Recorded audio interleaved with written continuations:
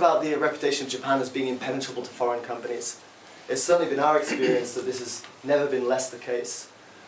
I think there's countless opportunities now if you want to introduce cost-saving solutions or game-changing technologies to Japanese companies who are ever more looking for a way to stay competitive, and also seeking out partners who can become multi-jurisdictional partners as they're expanding their global footprint. I do think, you see, that reform needs to be implemented, especially in the field of infrastructure management, for example, in Japan, and large-scale purchases. It's not specific for third country. These differences in practices and old style of practices are even for Japanese very difficult to understand. And now, with the new government and the change in the politics, we hope that these old style practices are changing. It is really important to cultivate long-term relationships here. That also can't be underestimated. And at events like this, something to bear in mind, even if an individual is not directly related to your business, an introduction from that individual to someone else within the organization lends you a credibility you would not have with a simple cold call. A lot of my activities with each of my entities have been based around local government or industry-sponsored events, trade shows, etc., just to gain an initial contact, which could then be leveraged into an introduction to someone who would be useful to us eventually.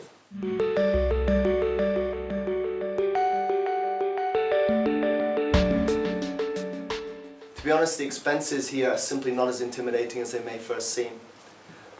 Real estate's lower than ever has been before, and better terms can still be negotiated.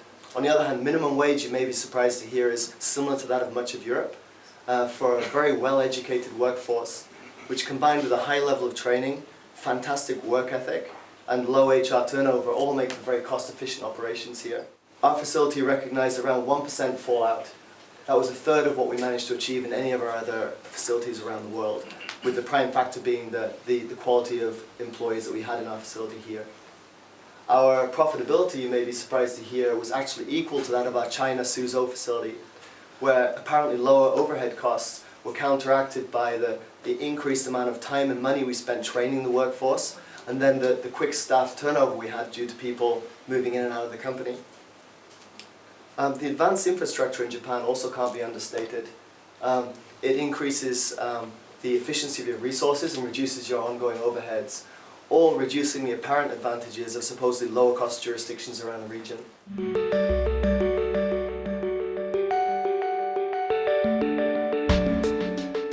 And this is the difficulty that most of the foreign people, who does not speaking Japanese speaking people, face in Japan at the beginning, and also for the expat communities. But one thing I would like to mention, and this is one point that has been mentioned also from our chairman, Mr. Kojima, is that the best partners are not always the one who communicates best, you see. Because it's not just the skills of being able to speak good English or good foreign language that is going to lead you to the Japanese market. It's whether you can find the very best suitable person who knows the market and who understands your product well to guide you to open the lock of the Japanese market.